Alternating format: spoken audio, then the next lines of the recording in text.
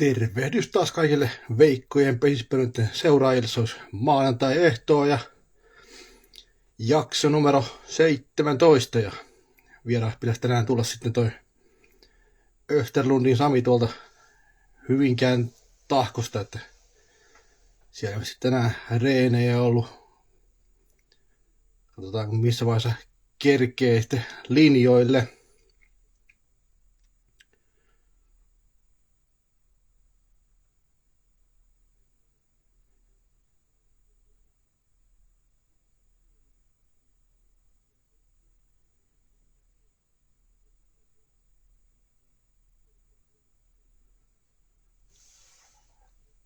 Tänään siis tosiaan ajatus siis käydä hiukan läpi sitten Österlundilta matkaa sitten Ulvilasta. Se on tonne Porin kautta Joensuuhun ja Joensuusta sitten Tahkoon ja mitä kaikkea se on sitten pitänyt sitä matkaa sisällään.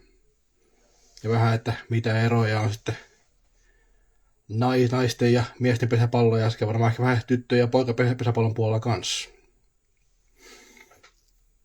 Ja Sami tulikin linjoille, ne pitäisi kutsua saman tien.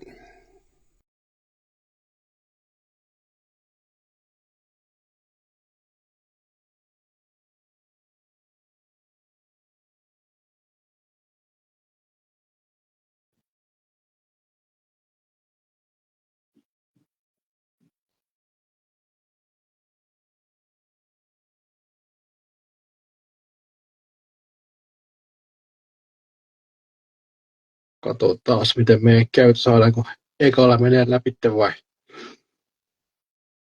päästäänkö yrittää useamman kerran.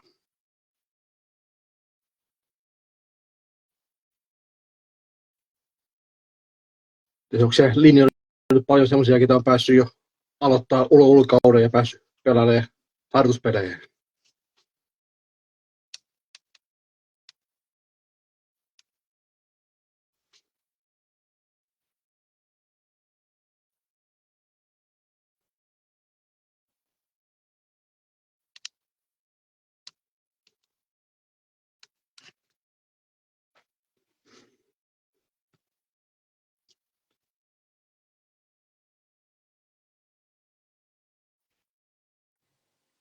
No niin, nyt saatiin Samikin linjoille. Tervehdys. Moro, moro, moro. Kuuluuko hyvin? Kyllä, tänäänkin kuuluu ihan hyvin. Hyvä juttu. Hyvä Ja. juttu. Tervetuloa sitten, onko tämä se pesispelynten jakso numero 17, että tässä katsotaan, että yksi tai kaksi vielä pidetään ennen kuin jäädään tauolle ja katsotaan, mitä sitten kehitellään. Ja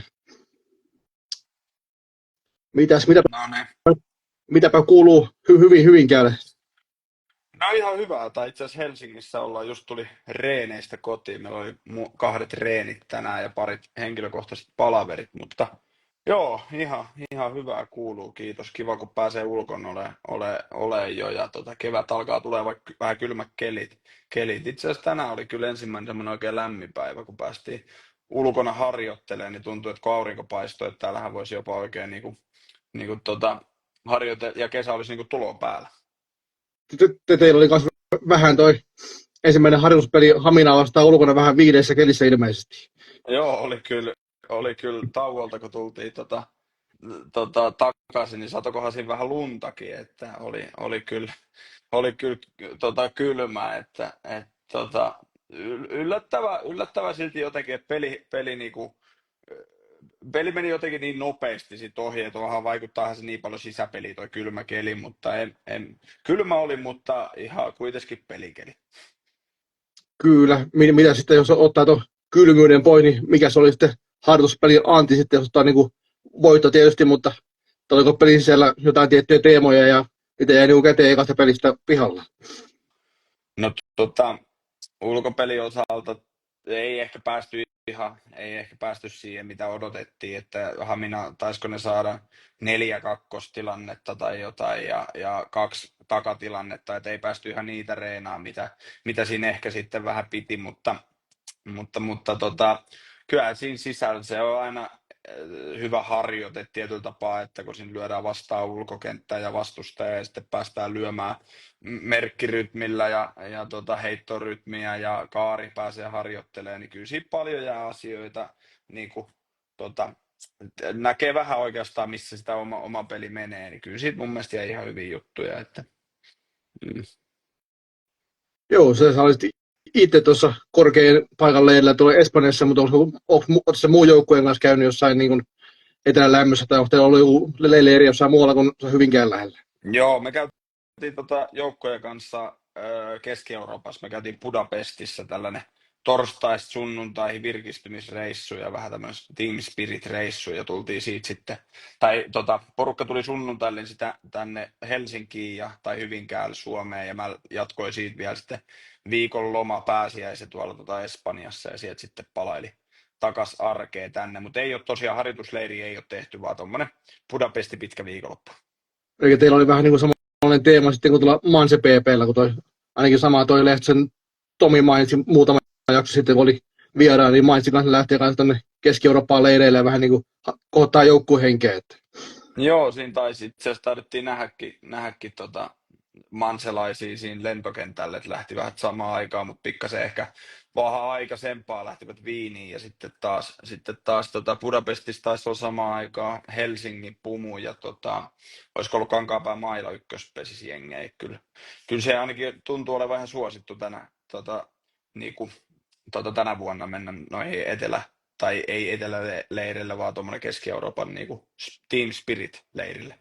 Niin, ja aivan, että löytyy muitakin vaihtoehtoja, tämän perinteisen Espanjan ja mitä Turkkia ja Kreikkaa, missä yleensä joukkue käy reenaamassa, niin löytyy niin kuin sen rinnallekin jotain muita vaihtoehtoja jo. Että. Joo, ihan mukava. Toi oli ensimmäinen mulle, että mä oon ollut aina eteläleirillä sitten lämpimässä, missä on ollut pelivarusteet mukana, mutta mukava tapa toikin ja katsotaan nyt.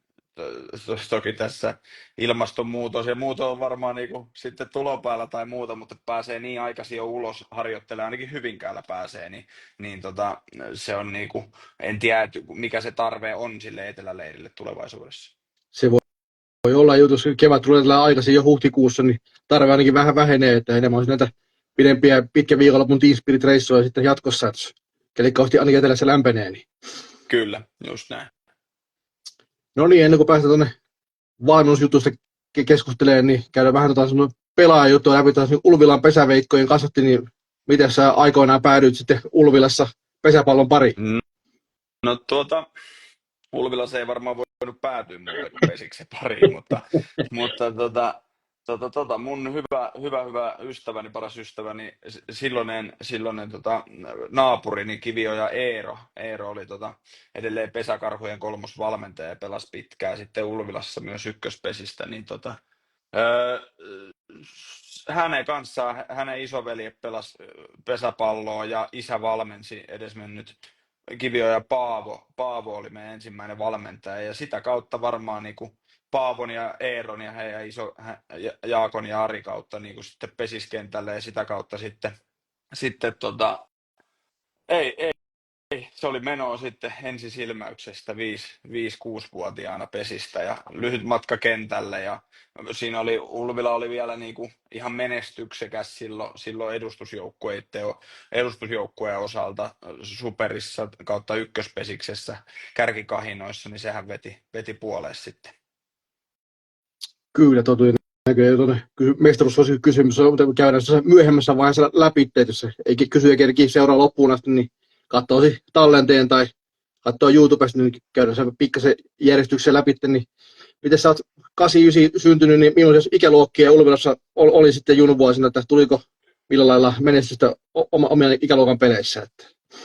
No ei varmaan sen suurempaa menestystä. Mun mielestä siinä oli 89 porukka, meillä oli ihan niinku laadukas, että riippuen mihin mittapuulla sitä sitten niinku verrataan milloinkin, että varsinkin niinku D-ikäisissä, C-ikäisissä, ehkä niinku niihin ne paukut riitti jollain asteella niinku 8 parhaan joukkoa, 6 parhaan joukkoa Suomessa, mutta sitten varmaan niinku B:ssä ja A:ssa sitten tietysti tuli jo vilu mutta kyllä sieltä niinku superpesis pelaajia ihan jokunen tuli, mutta toki sitten noi alemmat ikäluokat 92, 91, 93, 94, mikä siinä on niin kuin isompi luokka, Ari Mansikkamäki veti, niin sieltähän tuli sitten enemmänkin pelaajia.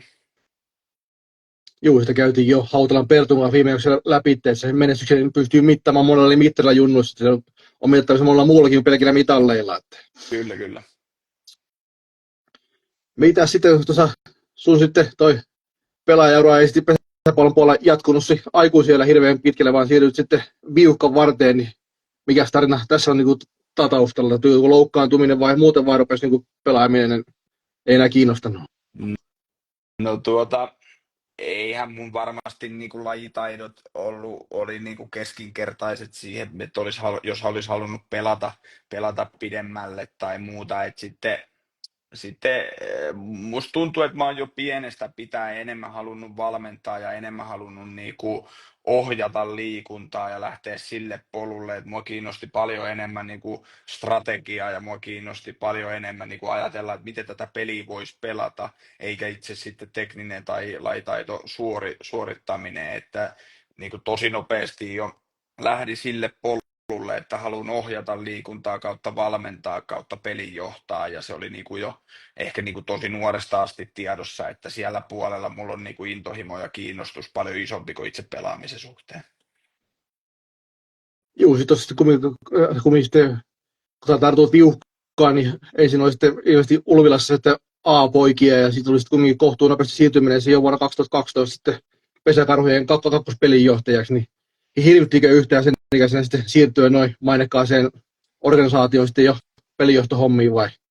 No joo, se oli mä olin siinä pari vuotta ollut UPV-A-poissa autellut ja vetänyt vähän niitä akatemiareenejä niin kuin tosi nuorena ja sitten tosiaan 2012, niin kuin sanoit, niin Pori siirryi ja taisi olla 21-vuotias silloin tai jotain. Ja joo, kyllähän se varmaan, niin kuin, en mä tiedä hirvittikö se, että ehkä silloin jo sanonut niin kuin jälkikäteen, että hirvittää ehkä enemmänkin, mutta en mä tiedä, se oli jotenkin luonteva polku siihen, että sinne lähti. Mä olin silloin sen aikaisella PLVT, eli pesäpallon lajivalmentajatutkinnolla, ja tiesin, että mä haluan tästä eteenpäin. Ja sitten kun tarjottiin tietyllä tapaa sitä superpesiksen ympäristöä, että pystyy olemaan superpesiksessä mukana, ja siinä varmaan se rooli vähän niin kuin, että ehkä siinä ei löytynytkään ihan niitä oikeita henkilöitä, mitä Pori silloin haki, että tuli vähän vahingossakin jopa se siihen, että hyppäsin niin kuin kakkospelijohtajaksi ja muuta, ja siitä se tie aukesi, mutta ehkä tällä jälkikäteen hirvittää enemmän kuin silloin 21-vuotiaasta Samia. Se voi olla, että silloin oltiin niin kuin vielä kuolemattomia siinä ikäluokassa, ei ole ihan ikään kauheasti hirvittänyt. Että. Kyllä. Tässä sen verran palataan tuonne pelaajauriin, niin mitä pelipaikkoja sä pelasit? Muistat, että sä niin oltiin lukkarille kauheasti valmennuksia, oliko sä niin lukkaripelaajana vai oliko sä muutakin pelipaikkoja? En ollut lukkarin ollut linjapelaajana, että vahtina tai välimiehenä oikeastaan ulkopelissä ja sitten vaihtajan roolia niin ne hetket, kun pelattiin sitten. Joo, se on kumminkin lähti katsomaan. Mutta joo, ei ole tosiaan lukkari ei ole niinku ehkä, tai en ole pelannut siis koskaan lukkari, mutta ehkä siinä on just se, mistä puhuinkin tuossa siitä kiinnostuksen tasosta, sitä strategista peliä ja sitä ajatusta kohtaan, niin sitten sen takia se lukkarointi on tietysti kiinnostanut. Joo, se lähti katsomaan näitä tilastoja ja teki vähän pohjaa hommaa varten, niin tuli vastaan että se lähti kumminkin kohtuu hyvin liikenteeseen Porissa se kakkospelijohtajan homma, tuli 2012 ja ensin pronssia ja sitten tuli hopeeta, että ihan hyvä alku kumminkin. Että. Joo, muistaa, että se 2012 oli kyllä itse asiassa molemmat oli tosi kovia joukkueita. Ekana vuonna oli Jarmo Lehtinen oli ykköspelijohtajana ja sitten 2013 oli niinku Marko Hovi oli ykköspelijohtajana, mutta siinä varmaan niin kova korkeakouluun pääsi heti, että siellä oli kuitenkin ollut se oli tosi kovia pelaajia, Kaisa Nalle Salmela, Hanna Itävalo, silloinen Hirvikoski taisi olla vielä, en muista oliko, mutta Karita Toiviainen, Kaisa Kärkkäinen, oli niin kuin ihan valtava hyviä pelaajia, kauhean määrä, että silleen sille ehkä siinä jopa niin kuin pelaajat opetti pelijohtoa aika pitkälti siinä ainakin omasta kohdalta, en puhu Jarmosta enkä Markosta, että alkuun, että oli niin kuin sanoin, niin kova korkeakoulu. Kyllä, ja sitten tuossa vuonna 2014 tuli sitten kesken kauden sitten siirtyminen ykköspelinjohtajaksi, kun Ojanperän Risto siirtyi sitten sivuun toiminnasta, niin mitäs ajatuksia sitten tuntui kesken kauden hypätä sitten Pesäkarhujen edustusjoukkueen viukan varteen? Niin. No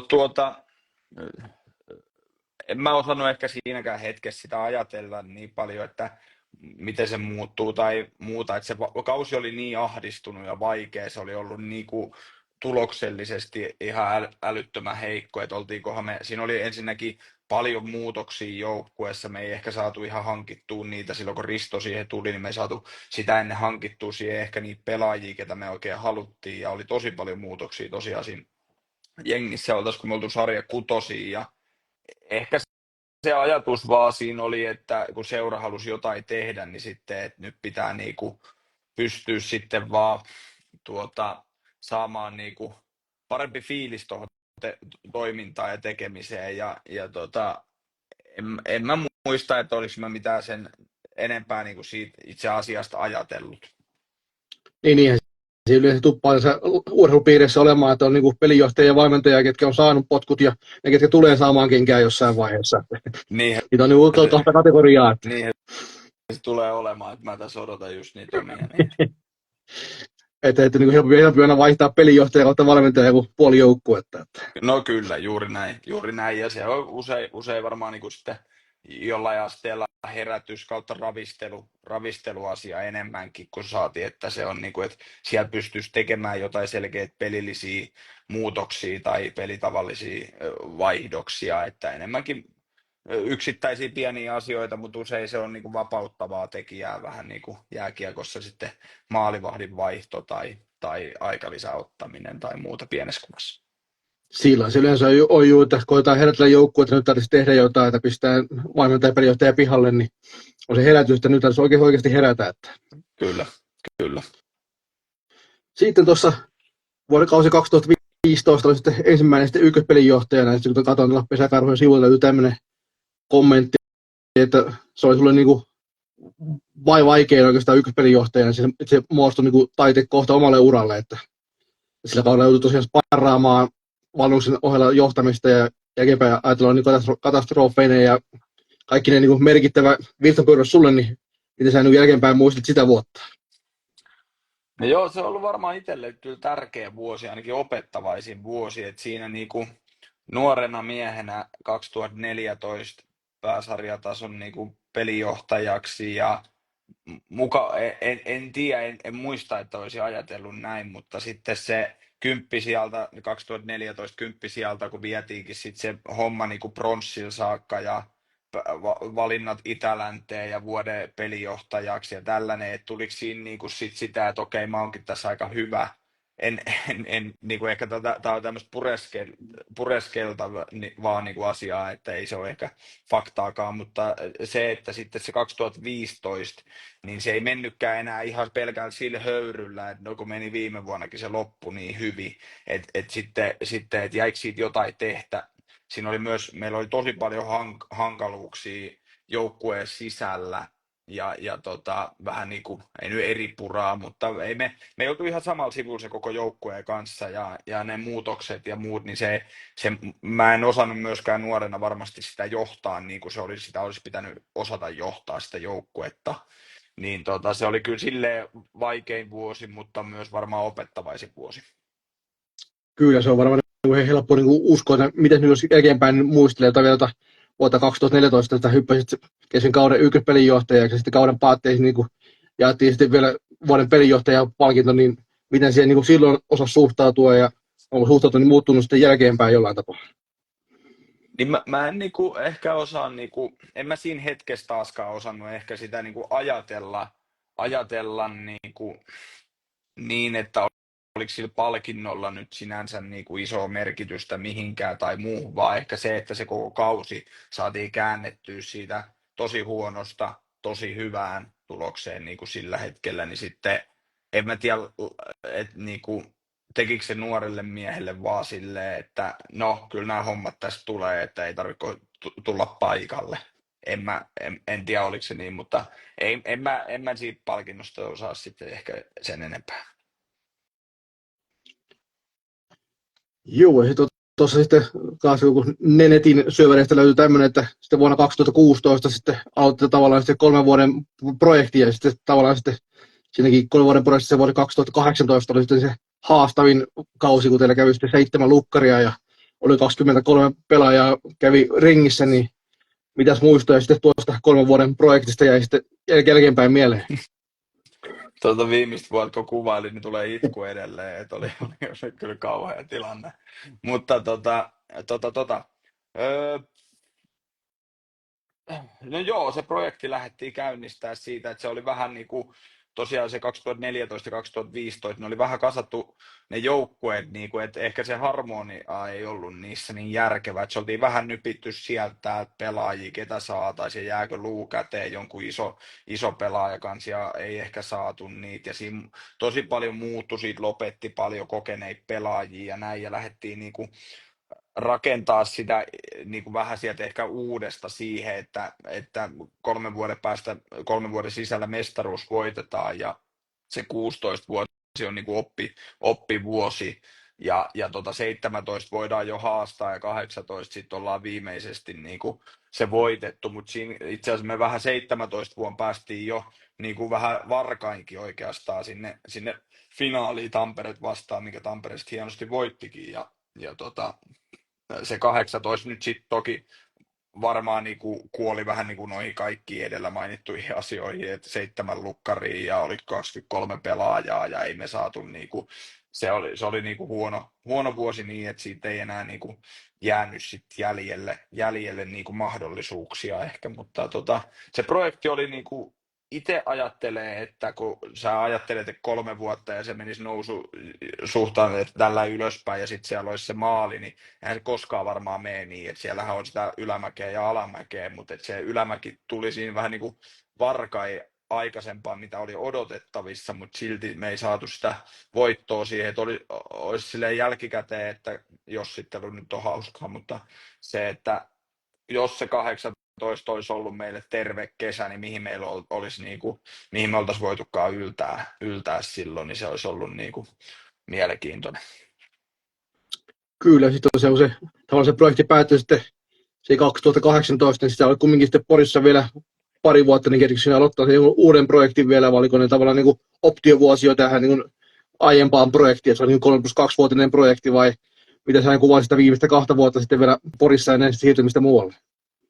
No se 19 kausi, niin siihen saatiin kaasutettua uudestaan kyllä sitten sen loukkaantumispettymys 2018 kauden jälkeen. 19 kausihan oli meiltä ihan valtava hyvä. Me pelattiin tosi hyvää pesistä. En tiedä montako peliä edes hävittiin se kauden aikana. Ja silloin oli semmoinen ekaa kertaa itselläkin tunne, että me muuten mennään nyt päätyyn asti, että tässä ei tästä tule meille millään yhtään pysäyttäjää, että tämä meidän peli on niin hyvin, että oli tosi ylivoimainen olo, että se on jäänyt kyllä harmittaa, että me ei sitten finaalissa pystytty siihen vastaamaan ja Kiritterit oli jälleen kerran siellä parempia, että se on jäänyt silleen, että se olisi pitänyt se finaalit voittaa, että me tuotiin siihen kuvionvaihtoon takatilanteeseen, kopioitu vähän Joensuusta ja oli silloin oli tunne, että nyt voitetaan tämä, oli tosi vahva tunne, mutta ei sitten kyetty ja 2020 oli sitten jo höyryä, että varmaan itsekin osallisena siihen, että tiesi, että lähtee pois ja tämä koko 8 vuotta tulee päätökseen ja oli jo silleen varmaan aika lopussa, että tämä nyt oli tässä, että kiitos ja vedetään tämä loppuun ja päästetään seuraavat jatkamaan. Jo siitä oli varmaan tällainen ulkopuolisen silmin varmaan niin kuin haastavaa enää, että kumminkin on niin kaikki niin kuin perattu mestaruutta varten ja sitten jäi pienestä kiinni Kiritteriä vastaan. Se oli hankala varmaan sitten niin kuin henkistä latautua enää siihen viimeiseen kauteen enää. Että. Niin, ja olisi varmaan niin kuin pitänyt, mutta et mulla ei ollut enää voimavaroja siihen itsellä, ja taisi sitä niin kuin sen syksynkin jälkeen sanoi jo niin kuin finaaleiden jälkeen muuta, että, ja pohtii oikeasti, että mitä me täällä tehdään, että pitääkö meidän niin kuin vaihtaa, ja pitääkö mun jäädä pois, että mulla ei löydy enää niin kuin aseita, eikä mun löydy oikein niin kuin enää, että mä en tiedä mitä mä teen, että me voidaan niin kuin voittaa se, että mulla ei ole enää niin kuin siihen työkaluja, niin sitä niin kuin pohti ihan tosissaan ja tosi pitkään siinä kauden jälkeen ja sitten se ehkä tuloskin oli sen näköinen sitten loppuviimeen, että ei vaan ollut enää työkaluja. Ei Joo. henkisiä eikä varmaan lajitaidollisiakaan. Miten sitten, kun se oli jo mainittiin tuo Joensuu tuossa jo hetki sitten, niin miten sitten tulikin siirtyminen sitten jo toiselle puolelle Suomeen sitten Joensuuhun ja millaista se oli sitten siirtyä sitten vallan niin kuin naisten maailmasta tietysti molemmat huippu-organisaatioita, että se oli Joensuu aikaisemmin pari vuotta aikaa voittanut pari mestaruutta, niin millaista oli siirtyä sitten niin kuin, ihan niin kuin uusiin kuvioihin sitten toiselle puolelle Suomeen ja miten tämä niin kuin tapahtui? No toki varmaan niin kuin miten tapahtui, niin Penna se Petrikaa pitkään vähän neuvoteltiin jo, tai oltiin aikaisempaakin jo neuvoteltu, että milloin voisi siirtyä, ja se kiinnosti se Joensuu ja se koko heidän projekti ja se tapa, miten he teki asioita, mutta öö, kun se oli hyvissä ajoin jo itsellä tiedossa, että siinä lähtee ja näin, niin pystyy valmistautumaan vähän siihen miesten puoleen ja siihen miesten pesikseen. Pelithän on ihan eri pelejä niin kuin keskenään, öö, vähän helpotti, silti tuli niin kuin ekana ihan shokki se eka vuosi, että mitä siinä niin kuin kaikkea onkaan, että kui pihalla olikaan siitä miesten pelistä siinä eka vuonna, että niin kuin vaikka kui yritti opiskella ja näin, niin ei siinä silti ollut niin kuin läsnä, tai ei niin kuin ymmärtänyt niitä lainalaisuuksia, että onneksi meillä oli tosi hyviä pelaajia ja sai asua esimerkiksi Hartikaisen Antti kanssa kämppiksenä se niin kuin kesän, niin se oli niin kuin ihan valtava apu, että kuinka paljon hän niin kuin helpotti ja opetti ja kertoi mulle myös siinä taas siitä pesiksestä ja miesten puolesta ja löydettiin niin kuin silleen opettava kokemus, mutta ylipäätään sitten Porista Joensuuhun, niin kulttuurierohan on aika iso noiden kaupunkien välillä ja välimatkakin on aika iso noiden välillä ja oli niinku ikimuistoiset 2 vuotta, mutta kyllä mulla varmaan myöskin siinä vähän niin kuin koti-ikävä tuli, että mä en pystynyt niin kuin ehkä oikein asettuu myöskään sinne. Mä en saanut niin kuin ehkä semmoista ihan tunnetta, että Joensuusta olisi tullut mun koti, että mulla oli elämä ja muualla kuin Joensuussa, niin sitten niinku, mitään pahaa en siitä kaupungista pysty sanoa, enkä niistä ihmisistä. Ja jos se kaupunki olisi täällä, niin mä olisin Joensuun mailassa heti töissä ja haluaisin olla siellä, mutta se oli jotenkin mulle niin kaukana ja mun niinku kaikki ystävät ja perheet ja muut, kun siellä ei ollut mulla oikein mitään ja sitten ei oikein myöskään muodostunut sinne, että olisiko itse pitänyt pystyä sitten muodostaa jopa paremmin sinne ja rakentaa sitä tulevaisuutta, niin ehkä, mutta hyvä näin, että nyt on toki täällä, mutta hyvät muistot on 2 vuoden ajat sieltä. Ja tuossa sen verran tuossa, jos vähän yhdistetään niin vielä Poria ja Joensuuta, niin sulla on niin pitkän aikaa ollut niin kuin, vähän niin kuin tuplapestejä, sä olet niin kuin Porissa pitkän aikaa niin kuin valmennuspäällikkönä ja sitten vielä niin kuin pelijohtajan lisäksi ja tavallaan sitten Joensuussa oli sitten vielä sitten kakkospelijohtaja, oli sitten urheilutoimen johtajan tehtävät ja oliko siellä jotain muitakin, niin kuinka helppo sun mielestä on ollut yhdistää näitä tehtäviä ja miten aikaa on näihin kaikkeen riittänyt? No vähän vaihdelleen varmaan se aika riittänyt ja sitten toki se kesä menee aina niin isosti sen superiehdoilla, että Joensuussa oli se positiivinen, että kun oli kakkospelijohtaja, mistä mä tykkäsin tosi paljon ja tykkään edelleen, että ei ole sitä niinku lehdistöä ja ei ole sitä niinku pelaajien kanssa ihan niin paljon sitä kanssakäymistä tekstiviesteillä ja puhelimitse ja muuta, niin silloin se kakkospelijohtaja vähän mahdollisti enemmän siellä Joensuussa. Toki työkuormaa sielläkin oli, että kun oli yläkoululeirejä, akatemiaa, oli niitä kaikkea. Kyllä siinä niinku töitä sai tehdä samalla Porissa, että niinku seurat töissä tiedetään, että ei ne niinku tekemällä lopu. Mutta se on mahdollista yhdistää. Mun mielestä se on ainakin mahdollista yhdistää naisten päävalmentaja ja sitten valmennuspäällikkö ja sitten miesten päävalmentaja on vaikea yhdistää ehkä johonkin muuhun, mutta miesten päävalmentaja sitten, tai miesten kakkospelijohtaja ja valmennuspäällikkö tai joku muu yhdistelmä, niin onnistuu kyllä. Tai sitten se päävalmentaja miesten puolella ja sitten vähän jollain pienemmällä roolilla se. Mutta jos ne virat on noin isoja, että olet urheilutoimenjohtaja tai valmennuspäällikkö, niin kyllä se kuorma niin kuin iso on.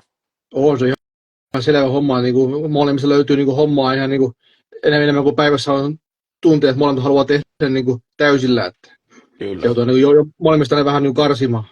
Joo, ja toki mulla on ollut se niin kuin sanoit jossain kohtaa, että kaksi aika hienoa ja huippuorganisaatiota, niin siinä ei ole niin kuin yksi, että kyllähän sen ympärillä on sitten aina ihmisiä siinä seuraorganisaatiossa paljon, jonka kanssa pystyy niin kuin jakamaan, että vaikka tulee uutena tyyppinä ja ns. Niin kuin johtamaan sitä organisaatiota tai sitä, mikä se titteli siinä sitten onkin, niin sitten se ei niin kuin, sen mahdollistaa ne muut tekijät ja vapaaehtoiset, joiden kanssa siinä ollaan. Että toki sitä työtä on, mutta noissa seuroissa niin siinä on ollut niin valtava se niin kuin talkoovoima ja muut ihmiset ympärillä, niin niiden avulla se tietysti tehdään. Mitäs nyt, kun sulla on kokemus tuossa kakkospelin johtajassa niin tavallaan niin naisista ja miehistä, ja tietysti vähän on tietysti vettä virran siellä välissä, mutta mitkä sä näet niin suurimmat niin eroina niin kuin olla kakkospelin johtaja niin kuin naisten ja miesten sarjoissa, että mitkä on ne oleellisimmat erot?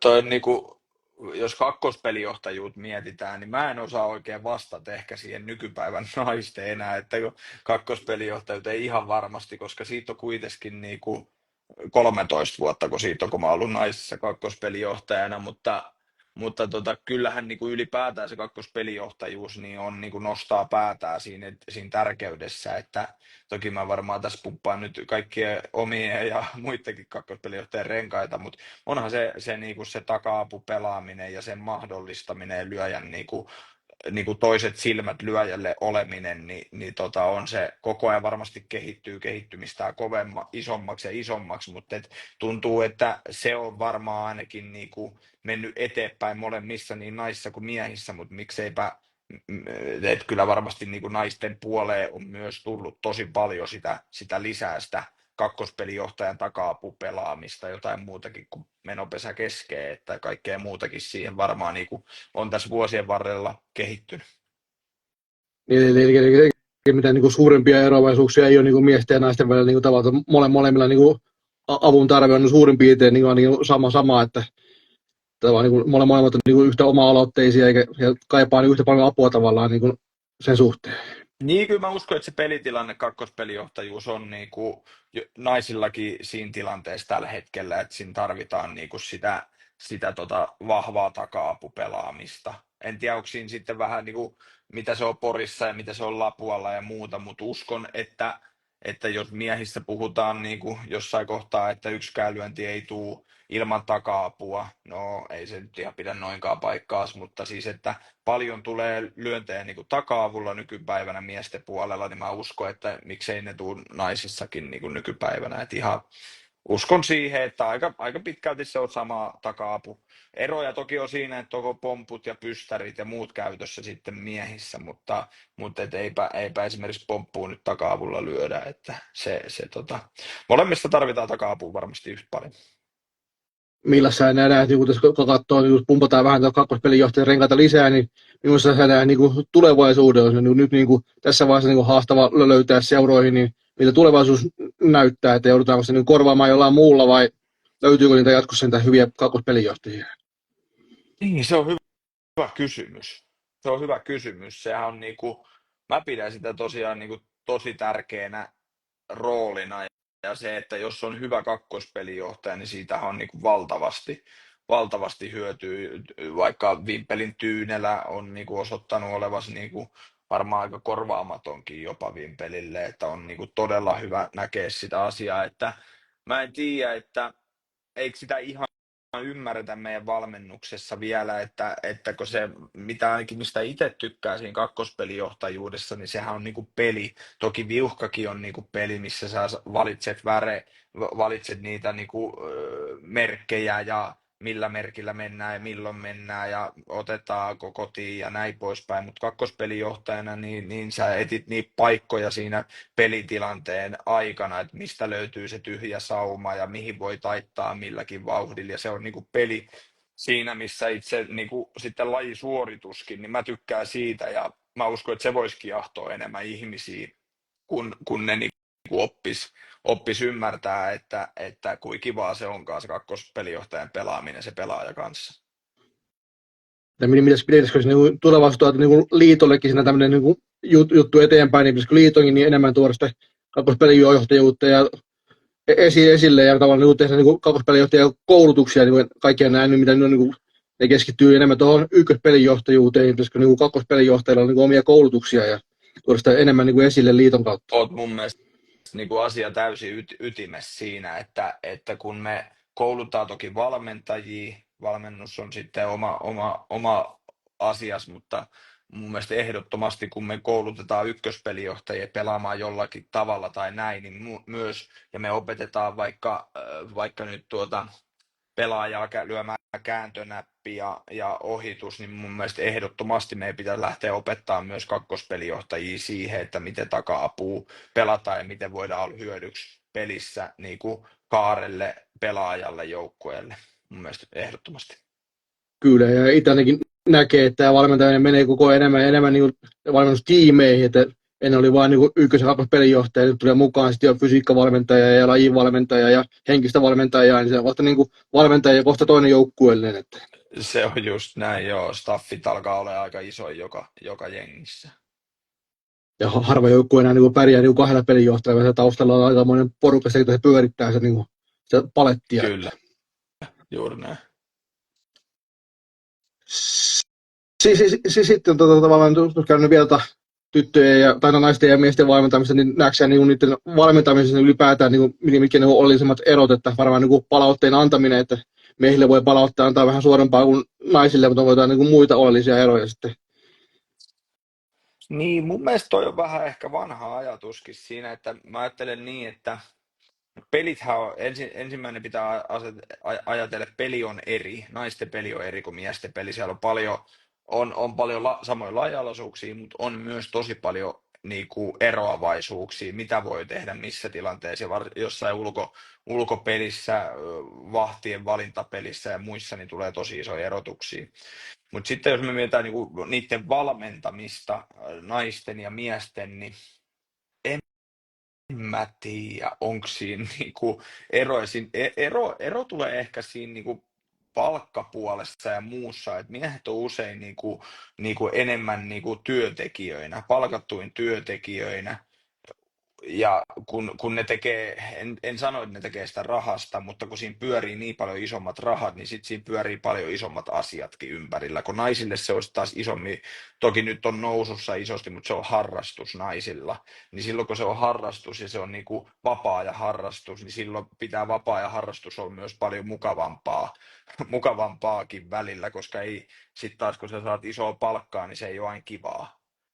No, tossakin vähän niin kuin, että ei niin mustavalkoinen ajatus tai noin mutkat suoraksi, että se olisi vaan näin tai noin, mutta en mä tiedä siitä esimerkiksi palautteen annosta, mutta kysytään niin kuin tosi usein, mutta kyllä mä keksin tuossa aika monta pelaajaa, että esimerkiksi, että Susanna Puistolle, että miten mä voin antaa hänelle palautteet aika kovaa niin kuin sille piti ja pystyä antaa niin kuin aika räiskyvää palautetta versus sitten, että mä keksin Jomasta muutama pelaaja, kenelle ei kyllä voinut antaa semmoista palautetta kuin Susanna Puistolla.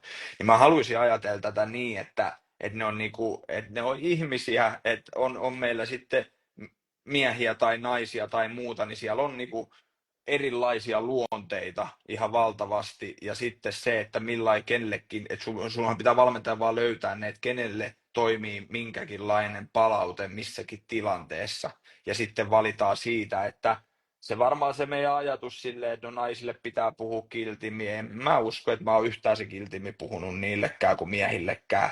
Mutta sitten pitää löytää se yksilötasolla, että kenelle pitää antaa kovempi palaute, ketä sen kestää ja ketä se ennen kaikkea hyödyttää.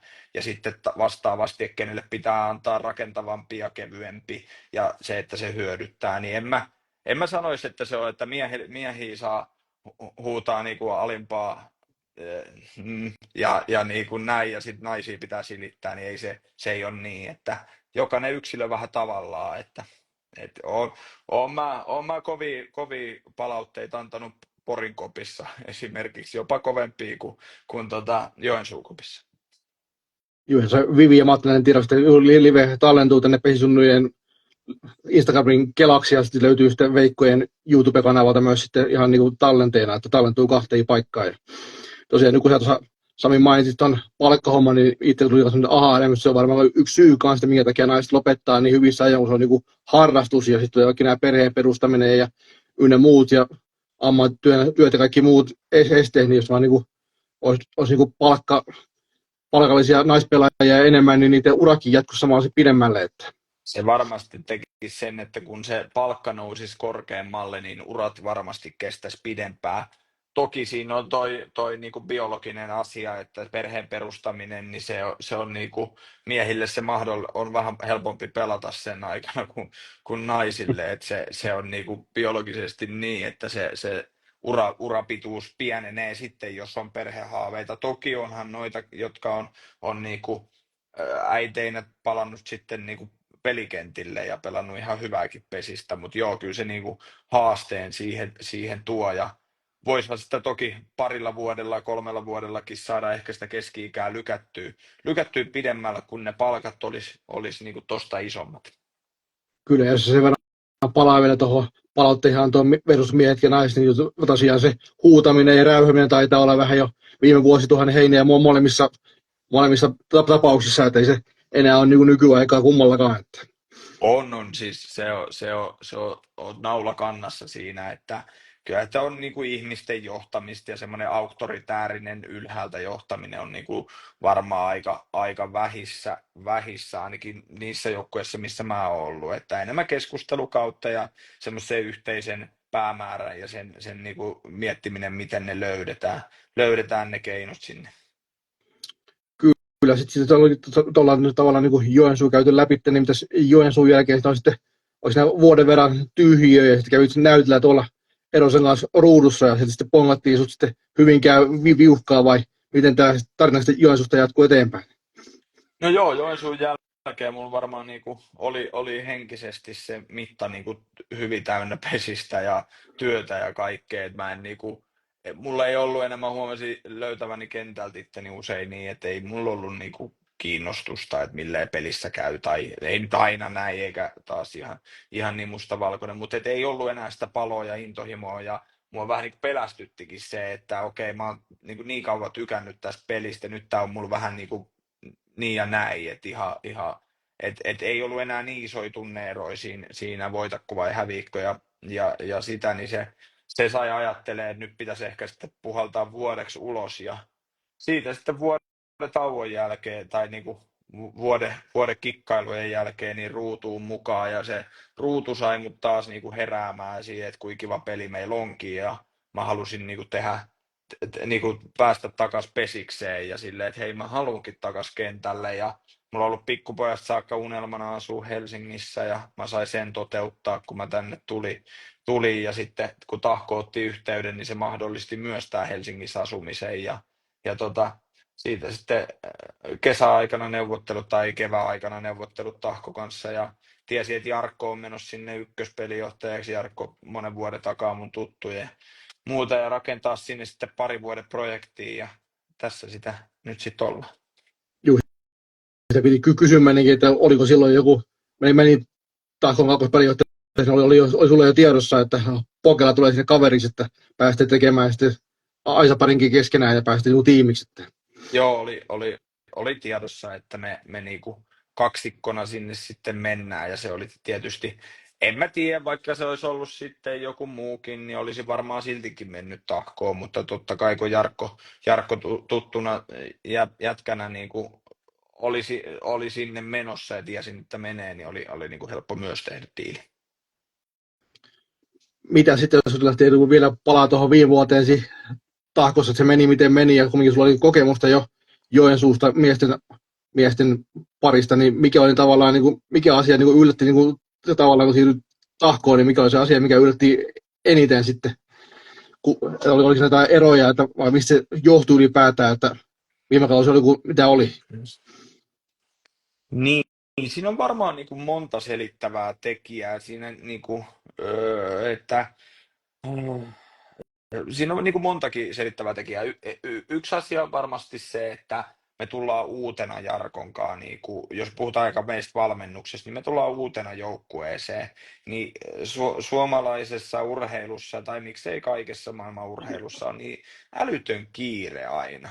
Että että niin kuin, niin kuin, tai odotus, mitä ulkopuolelta tulee, se kiire tuntuu, että no en mä nyt tiedä, että olisiko se, että toi joukkue, mikä on ollut tuosta niinku, yksi vuosi olivat neljänsiä, muuten ne on siinä puolivälierissä ollut niinku, vuodesta vähän toiseen yksittäinen välieräkäynti ja niin poispäin, niin sitten yhtäkkiä mä en Jarkko siihen ja mestaruus vai niinku, silleen, että me ollaan tuossa niinku 4 kuukautta talvella tai 5 kuukautta talvella reenataan niiden kaan, niin se, että kiire, mutta siis joo, me varmasti niin kuin epäonnistuttiin valmennuksessa monessa asiassa siinä, että miten sitä peliä kannatti pelata tuolla ryhmällä ja varmaan talvella niin kuin monta harjoitusta tehtäisiin toisin, monta harjoitusohjelmaa tehtäisiin toisin, kiinnitettäisiin huomioon eri asioihin monesta kulmasta totta kai, mutta sitten, että öö,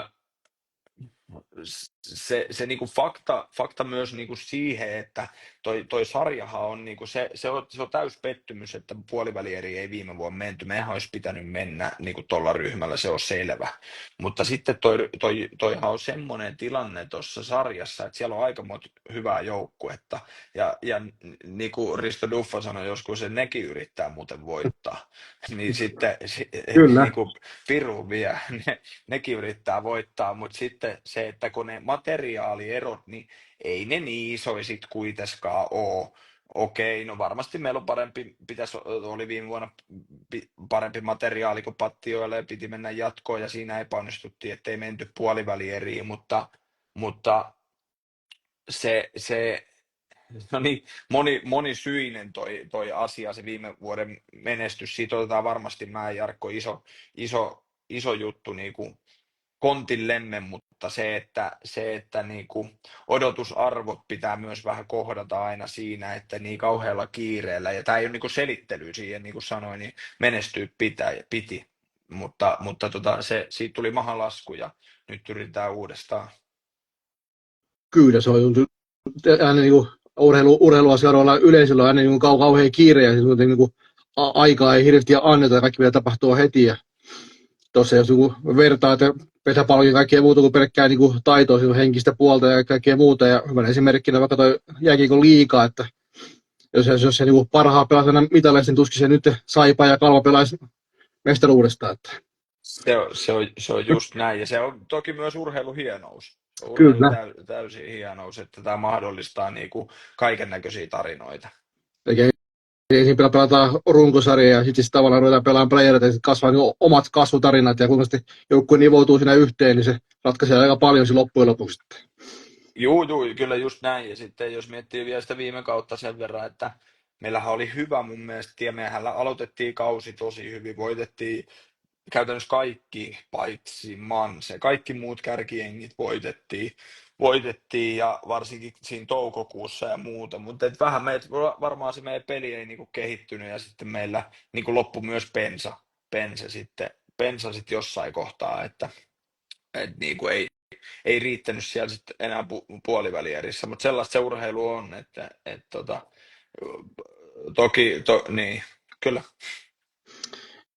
Joo, tosiaan se niin siirrytään isomman mittakaavan kysymyksiin, niin otetaan tuohon kevennys tuossa Kuuselan Pekka kysyy, että mustat vai valkoiset sukat?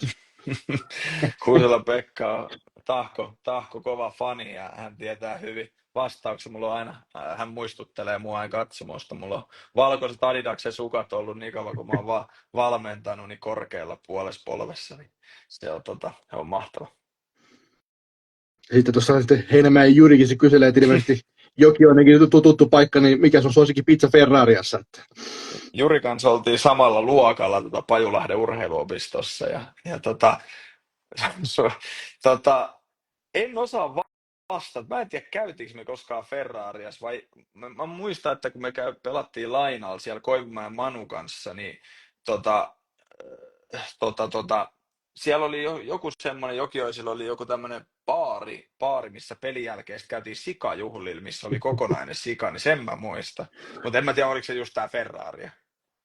Ja sen verran historiaa, että ollaan Heinämäen Jyrin kanssa samalta nurkilta, ja sitten kanssa alun perin Jokiossa ollaan niin samoja puistopelejä ja pelattu tämmöisenä vastaanottokokoisena natiaisena. No Että. Niin pitkä historia Jyrin kanssa. Että. joo, hyvä. Juri on hyvä tyyppi, käykää Jurin personal trainer kursseilla.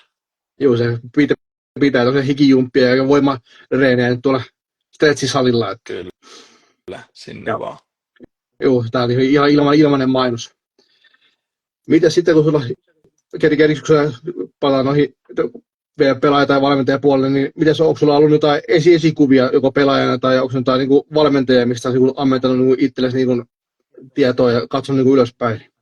No mentoreita mulla on varmaan ollut ja semmoinen, varsinkin silloin alkuaikoina, mä niin utelias, niin mä vaan aloin soittelee kaikille kyselee pelistä ja tein niin kuin itteeni tosi tykö aina, mutta kyllä silleen niin kuin arvostaa, vaikka Niskasen Tomppa arvosti, sen kanssa puhuttiin paljon silloin, kun hän oli Lapualla ja mä Porissa niitä loppuvuosia, että arvostaa Tomppaa, mutta kyllä niin kuin tuossa varmaan Kivimäen Sami Petteri on semmoinen, joka niinku on niinku ollut itselle se mentori tuosta pelistä ja kenelle edelleen soitellaan ja puhutaan niin johtamisesta, valmentamisesta kuin itse pesiksestä, että se on niinku, se on se on sellainen, niin kuin, ei nyt ehkä esikuva, mutta mentori. Sitten Fudiksen puolesta mä oon tykännyt Jürgen Kloppista tosi paljon. Mä en tiedä, että mä en ymmärrä mitään jalkapallosta, että pelaako se nyt hyvää jalkapalloa vai ei, mutta sen niin kuin hapitus on ollut mulle aina silleen mieleen. Kyllä, tosiaan kun kyselit bensan loppumisesta, se vähän käytiin jo tahko viime kaudella läpi, että voisi katsoa sitten tallenteen tai sitten liveisen myöhemmin, että sitä nyt itse enää käydä läpi, mutta tässä jos sitten mennään tuohon sitten uraan ylipäätään, niin tulee sitten mieleen jotain niin kuin vaikeita hetkiä uralla, yksittäisiä, mitkä on jäänyt mieleen niin kuin vaikeina hetkinä. Varmaan paljonkin, mutta Monen montusta, mutta kyllä se 2015 pettymys, että jäätiin neljänneksi, oli niin kuin iso pettymys Porissa. 2019 ihan ylivoimaisesti isoin pettymys. Ei edes se 2017 hopea, vaan siis 2019 oli niin kuin tosi iso pettymys, että se niin kuin jäi tuossa. Ja totta kai se nyt tuoreeltaan viime vuoden pettymys on niin kuin se mukana siinä myös, että miten kävi niin kuin viime kaudella ja hävittiin, niin se on niin kuin iso pettymys totta kai. no, mitä sitten jos mennään tähän niin positiivisiin puoliin, niin mikä nyt tähän mennessä niin uralla on, on niin kuin paras hetki ollut uralla vai niin useampia mieleen? Että. Tota, paras hetki. No siinä varmaan sitten taas just siinä 2017 päästiin finaaleihin, voittiin Lapua viidennessä välierässä ja oltaisiko voittu jopa 4-0 kotarit siellä Piskolla ja siellä Lapualla ei montaa kertaa muutenkaan voitettu, niin se on kyllä mieleen painuva. No toki sitten myös niinku on yksittäisiä voittoja, on yksittäisiä eteläleirejä, on yksittäisiä niinku bussimatkoja. Meillä oli tosi tiivis se Porin ryhmä, niin siinä oli niinku järkyttävän hauskoja hetkiä sen koko joukkueen kanssa. Yksi oli varmaan niin kuin paluu sinne Poriin Itälänteen niin kuin idän paidassa Kohosen Toni valitseman joukkueessa kakkospelijohtajana oli niin kuin ikimuistoinen, että palaat Poriin ja miesten Itälänsi kakkospelijohtajana ja sai olla siinä Kodekaa samassa joukkueessa ja muidenkin tietysti huippujen ja näin, niin kyllähän tommosia yksittäisiä, mutta usein ne sitten tuossa muistelin silloin, kun Pesäkarustakin lähti, että mihin ne tulee, niin aika vähän ne on itse asiassa peleistä sitten loppuviimein. Toki jos se mestaruus olisi tullut, niin olisi varmaan ollut helppo sanoa, että se on mestaruus, mutta yllättävän vähän ne on niitä pelijuttuja, että ne on noita eteläleireitä ryhmän kanssa ja niinku kopissa vietettyjä tunteja ja semmosia, niinku, että meillä oli niinku, mun mielestä ihan äärettömän hauska ryhmä ja mä elin kyllä semmoista superhauskaa elämää ja superkivaa elämää Porissa siinä 2016-2020 taitteet. Se oli kyllä niinku nautinnollista aikaa niin joukkueessa ja ylipäätään elämässä. Ja tuli seuraajalta joku kommentti, että se on vaikea hetki uralla on ollut 2010 suurleirin tuomaritoiminnan pyörittäminen. No, se on varmasti myös sekin, että kyllähän niinku, jos joku ensinnäkin on leireillä mukana ja sitten oot johtavissa rooleissa, niin ne on hankalia pestejä, mutta pitää kyllä ehkä tostakin tuomari 2010 Porin suurleiri, kun oli tuomari vastaava, niin jos nyt en väärin sano, niin sanoisin niin, että se oli ainut osa-alue, mikä tuolla leirillä toimi. Joo, voin olla, Ja että sitten nyt on väärässä. tosiaan, kun leirillä on käynyt, niin se on varmaan se tuomarihomma on varmaan niinku, tai tuomarin vastaava homma on se, että siinä ei hirveästi nukuta sen viikon aikana, että se on niinku, mennään samalla silmillä aika pitkälle. Että. Joo, kyllä siellä niin kilpailukansliassa varmaan kilpailupäälliköt ja leirijohtajat ja muut, niin se on samoilla silmillä, mutta on ne kyllä hienoja hetkiä, hei, noi leirit ja pesis, että kyllä niin kuin pesisleirit kuuluu pesikseen isosti ja ne on niin kuin, voi että mä tykkään ja mä haluaisin edelleen, jos olisi aikaa, eikä olisi 33 pelin runkosarjaa, niin mä edelleen haluaisin käydä katsoa leirillä pelejä ja sitä toimintaa ja käy siellä kansliassa katsoa, kun talkoolaiset tekee sitä, niin siitä tulee hyvä mieli. Se voi olla nykyään hankala ehdottaa pokella, että mä lähdin viikoksi leirille, että pitää vähän vapaata hoida hommaa sillä välin. Toki viime vuonna oli Hyvinkäällä toi nuorisoleiri, että sitä pääsi seuraa läheltä ja oli hieno, mutta et varsinkin jos mennään sinne DE-ikäisten leiriin, niin sielläpä on niinku hieno nähdä sitä toimintaa. Kyllä, nyt palataan tuohon vaikeisiin ja parhaisiin hetkiin, niin miten sä saisit niinku, tavallaan niinku aikakoneen ja saisit muuttaa niinku yhden asian tuossa niinku urasajan, niin minkä sä muuttaisit? No mä muuttaisin varmaan se 2019 finaalien lopputuloksen, jos sais sen muuttaa. Sieltä löytyy kohtuu helposti. Niin. Mitäs onko sulla jotain pelipäivää rutiineja pelinjohtaja tai valmentaja ollut sen uran aikana vai on kaikki mennyt niinku flow mukaan? No, on mulla varmaan niinku rutiineja toki, että vähän riippuen toki aina paikasta sit missä on, mutta nyt esimerkiksi täällä ja vähän muuttunut vuosien varrella, mutta niinku Hyvinkäällä esimerkiksi kotipelipäivänä niin aamureenit käydään tietysti ja sen jälkeen itse käydään tekee oma reeni ja oma pieni puntti ja sitten vähän ruokaa ja sen jälkeen odotellaankin, että peli alkaa, mutta vieraspeleissä, kun jätkät lähtee lämmittelemään, niin mä lähden aina hölkkälenkille, mutta ei ole mitään tämmöisiä isompia taikausko kautta muita juttuja, että pitäisi vasenta piikkaria sitoa ja pyörii oma ympäri ja kaiken mahdollista, että sellaisia ei ole. Ja tuossa tuli muutama kysymys tuohon johonkin sakkiin liittyen, onko tämä joku Hyvinkään teidän niin sisäpiirin juttu vai? En tiedä. Joo, näköjään. Että mitä jos te pelaisitte joukkueen kesken pelaisitte niin sakkia, niin ketä olisi niin sakkimestari teidän porukasta? Että? Jos niin, täällä on alku, että sakkimatsi Pokela kanssa ja kumpi voittaa. Mä väitän, että Pokela, koska me ollaan tuossa aina hotellihuoneissa, kun ollaan sitten tuplapelireissuilla, niin Mä yleensä katson jotain tuosta telkkarista sitten Nikke Nakkertonia tai jotain tämmöistä tosi rentouttavaa sarjakuvaa piirros Disneyä tai muuta mun mielestä Jarkko katsoo aina Pokeri Holden jotain turnauksia tosi paljon, että miten ne menee ja jotain niin kuin hyviä pätkiä tai jotain, niin mä uskon, että Jarkko kyllä voittaisi mun shakis, koska se on tommonen laskelmoiva tyyppi, että jos se tykkää katsoa vapaa-ajalla laskee pokeri niin kuin noita todennäköisyyksiä, niin kyllä mä uskon, että se sit mut myös shakis voittaisi. Se voi olla, jos se on niin ykköspelijohtaja hyvä tämmöisen laskea todennäköisyyksiä, että se voi noutaa ja tulla aika nopeasti. Että. Kyllä, just näin.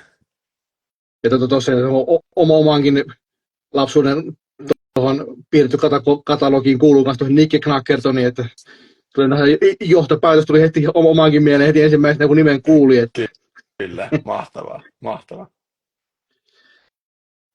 Ja sitten mitä sitten, jos piirtää tuossa janan tuosta nyt tavallaan siitä, kun sun pelijohtajan urasta, niin millaisen sä näet niin tai lajin kehityksen niin pelijohtajan aikana, reilun 10 vuoden aikana, tai 15 vuotta, niin miten sä näet, niin laji on niin kehittynyt niin pelijohtajan silmiin?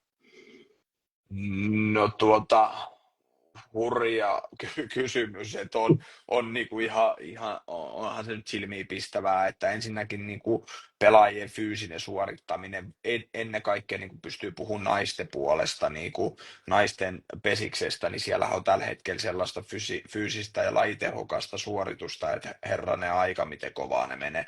Ainahan ne on varmasti juossut ja heittänyt ja lyönyt kovaa, mutta tuntuu, että niin kuin jokainen niistä tällä hetkellä pystyy niin kuin heittämään, lyömään ja juoksee, että niitä pelaajia ennen oli vähän niin kuin, että ne hyvät oli hyviä toki silloinkin fyysisesti, mutta että ehkä se niin kuin ne vähän niin kuin kolmoskentä, neloskentä tyypit, niin ne ei enää pystynytkään niin kuin yhtään tehokkaasti tekemään, niin nyt tuntuu, että kaikkia. Mä aina muistan, että se on hauska, kun menin pesäkarhuihin 2012, niin jos mä nyt muistan oikein, niin meiltä ei syöksynyt ketään.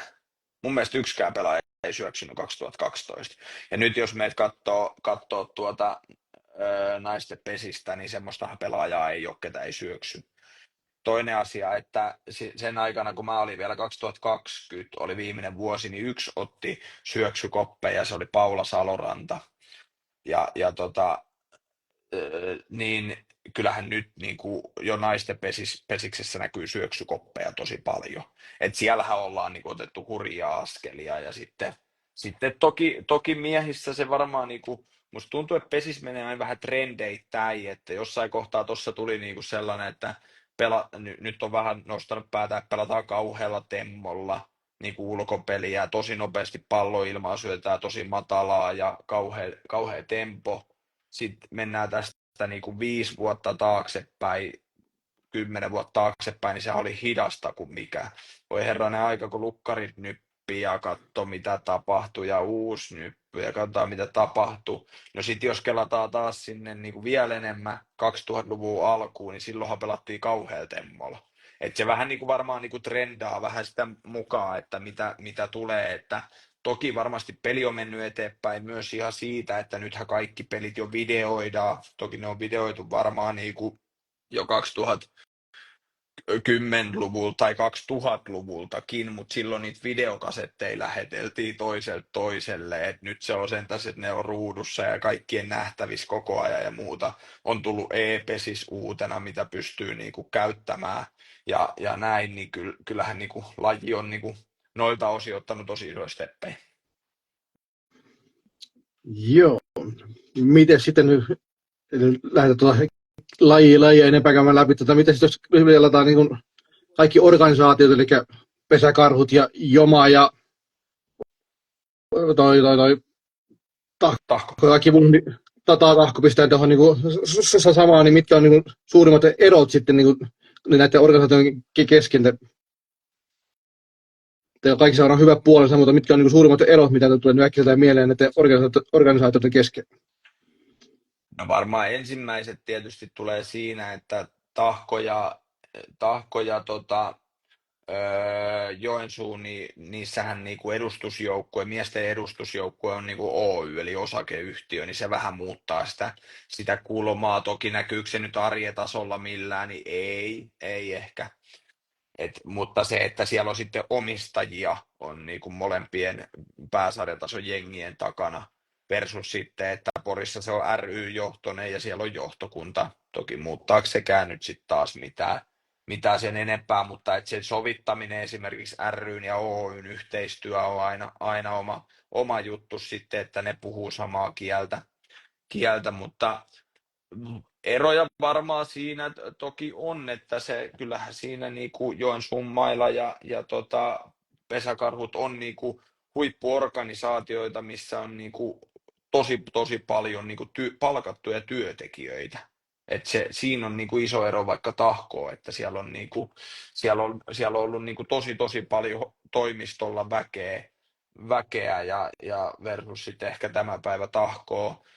Joensuussa nyt se iso asia tietysti oli se, että siellä on iso toimistotila, missä on sitten myös saunakabinetit ja on oma niin kuin, harjoitteluhalli, pieni halli toki, mutta halli silti, että siellä niin kuin, silleen, puitteet on sitä puolet kunnossa.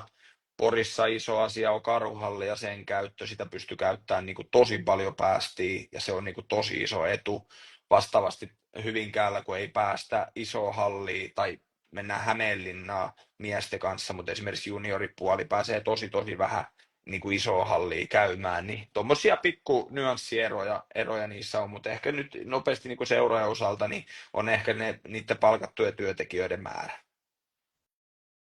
Joo, ja tietysti tuossa tuli tuossa mieleen, että yleisökysymyksessä jossain puolessa live joku kysyi, että mitäs niin kuin sun tulevaisuuden suunnitelmat on, niin kuin, pystyykö jo rahoittaa sulla, eikö se ole tämä vuosi on vielä tahkosopimusta, että onko jo jotain suunnitelmia tulevaisuuden suhteen vai mennäänkö tämä kausi ja katsotaan sitten. No joo, mulla on tosiaan tämä vuosi on vielä jäljellä ja sen jälkeen niin on mulla tuossa jotain suunnitelmia, mutta en nyt rauta sen enempää muuta kuin sanomalla, että suunnitelmia on, että katsotaan, että pyritään pysyä ainakin jollain asteella pesiksen parissa, mutta katsotaan sitten, että missä päin ja mitä. Piti juuri sanomaan, että sen verran varmaan voi rahoittaa, että pesäpallon parissa pysytään vielä ensi vuonnakin. Että... Joo, kyllä, ja vaikka en sitten ihan päätoimisesti olisi töissäkään, niin kyllä mä jotenkin ainakin pesiksessä niin kuin, tuun aina olemaan mukana, mutta katsotaan vähän, että jotain suunnitelmia on, mutta ei tässä kohtaa enempää uskalla raottaa. Joo, ei kuulukaan. Että. Sitten siinä alussa, jos kyseli jo mestarin suosikkia tuohon niin Superin liittymillä, niin se on vaikka sitten naisten puolelta, että mikä nyt sun näkökulmasta on niin mestarin suosikit tulevassa Superissa-kaudella?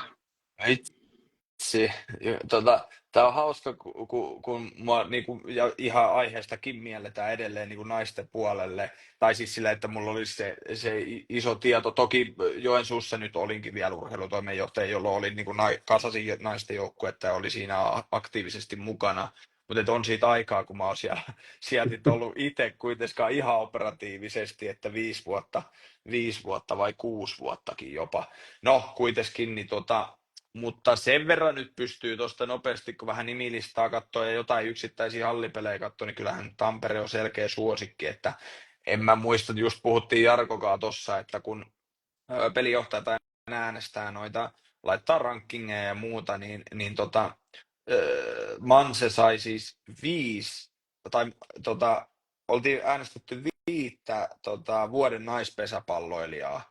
Ja ne kaikki 5 eri tyyppiä oli Mansen pelaajia. Eli Mansessa on 5 mahdollista vuoden naispesäpalloilijaa. Niin milloin tommonen tilanne on yhdessäkään joukkueessa? Että sulla on niinku, niinku, mä en muista, että Poria aikana mulla olisi ollut niinku jo 1 vuosi taisi olla Karita Toiviainen saanut 3 ääntä ja joku sit sai jonkun, tiedätkö, tällainen. Niin nyt sulla on 5 eri tyyppiä, jotka voi olla, niin onhan se nyt ihan käsittämätön se että kyllä siinä niinku kaiken järjen mukaan niin kuin ennakkosuosikki on Manse. Kyllä, ja ylipäätään tätä kausia ennakoita, kun miettii tässä lähivuosina, niin hyvä, jos on löytynyt niin kuin ylipäätään koko sarjasta 5 ehdokasta vuoden pesäpallolle, niin löytyy yhdestä joukkueesta jo sen verran. Kyllä. Nyt jos mennään sitten vielä miesten puolelta, siinä on puolueeton sanomaan, mutta sanotaan, että ketäs teidän kanssa on finaalissa sitten tänä syksynä. Jaa. Tuota, Kouvola säväytti hallissa kyllä, että pelasivat niin kuin tosi hyvin ja se on niin kuin Kouvola on kyllä niin kuin omissa papereissa pirun kova. Toki et sen Manse tai Sotkamo voi laskea pois. Si, siinä on niin kuin mun mielestä, että siinä on niin kuin monta joukkuetta, jotka voi voittaa, mutta et jos hallikauden perusteella pitäisi sanoa, niin kyllä mä nyt sanoisin, että Kouvola vakuutti hurjasti. Kouvola vakuutti hurjasti. Se taisi tuossa Tokkorillakin olla se nopeassa ruudun ennakossa taisi olla suosikkina Kouvola. Että Okei, no niin, hyvä Antti. miten jos palataan nyt teidän joukkueeseen vielä, että onko se teidän joukkueeseen joku sellainen pelaaja, ketä tulee niinku lyömään niinku läpi isosti tänä vuonna, että ketä kannattaa ottaa teidän joukkueeseen niinku suurin alle, ketä lajia seuraa? Ja. No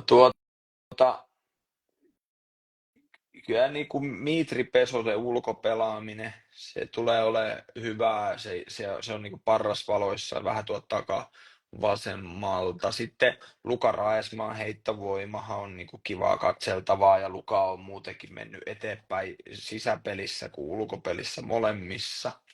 Timo Torpan ykköstilanteen purkaminen on niin kuin mielenkiintoinen, että miten siihen, kun on pitkä nollatilanteen jokeri, eteniä jokerin nyt ulkopelissä ja numerolla 2, niin kyllä siinä paljon mielenkiintoisia on niin kuin, ehkä noista Lukan niin kuin kokonaisvaltainen kehittyminen, Torpan pelaaminen ja Mitri Pesonen, niin niistä nyt ehkä nyt ensin lähtisi liikkeelle.